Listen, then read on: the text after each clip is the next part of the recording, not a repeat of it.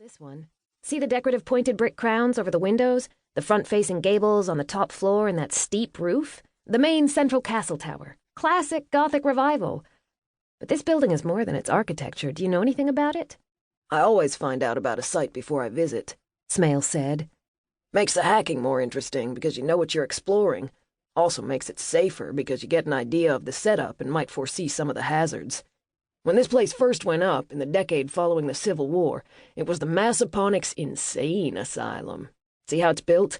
As a big center structure with the two wings on either side? Yeah. The architect didn't quite get the symmetry down, though. He wasn't trying to. The wing on the left, the big one, that was the men's wing.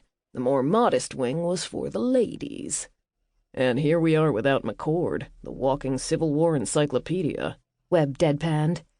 Even without the numbers he could spout off the top of his head, I'm betting the Battle of Fredericksburg and the rest of the Civil War left a large proportion of the surviving male population with some nasty mental health issues. Got it in one, said Smale. Back then, they didn't know what was wrong with those men. PTSD wasn't defined until after the Second World War. In the First World War, they recognized the issue as shell shock, but they still didn't know what to do about it. Now imagine how unprepared they were to handle it in the 1860s and 1870s after Sherman's march to the sea, the destruction of South Carolina, and the retaking of Fort Sumter that ended the Civil War.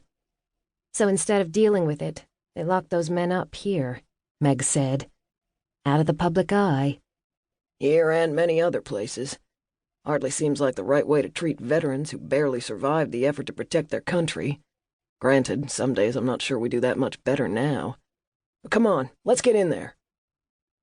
The group followed a scant path that cut across what was once a well-tended lawn, now given way to weeds and brambles dotted with fallen amber leaves. When Smale had invited Webb on one of his urbex outings, Webb had suggested that Meg and Hawk come as well. Having met Meg and Hawk 6 months before at the site of the National Mall bombing, and then being with her for several other cases, Webb knew urbex would be exactly the kind of search and rescue, or SAR, practice that kept Meg and Hawk at the top of their game. Meg agreed wholeheartedly. From then on, it was just a matter of matching schedules between a firefighter/paramedic, and an SAR team. A common day off between the first responders finally meant they could make the trip together from D.C. to Virginia. What's that mean? Webb pointed to a faded metal sign attached to the brick near the front door, featuring a yellow circle overlaid by a triad of downward-facing rust-colored triangles. It's almost like a radiation hazard warning, but not quite. I've run into that one before, said Smale. It's the civil defense symbol for a fallout shelter from the Cold War.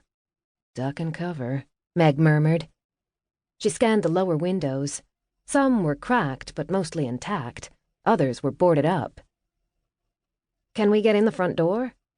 Last time I was here, someone had forced the lock on it and it was standing open. Hopefully no one has secured it since then. I'm not sure who owns the property now. I know there were rumors someone was going to buy it, gut it, and reno it into swanky condos, but clearly that hasn't happened yet. It's a great property. Meg scanned the front of the building, each floor marked by a horizontal stripe of white stone transecting the brick, and windows topped by decorative arches of alternating white and black blocks. The outside is really stylish. And the inside is really a mess, Smale countered. But if they took it back to the studs and built it out again, it could be spectacular.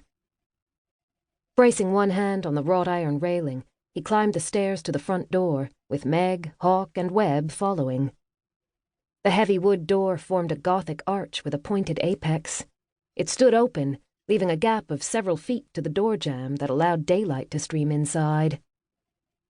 When we're inside, be constantly conscious of your surroundings. For instance, places where the floor has given way can be treacherous. And if some spots have collapsed already, there are likely others that could go with only minimal stress. Eyes and ears open at all times. If anything looks dicey, don't push it. Smale looked down at Hawk. He's ready to go in? All he needs are his boots. We can't afford for anything to injure his feet and risk taking him out of future searches. But he's used to working rubble wearing them.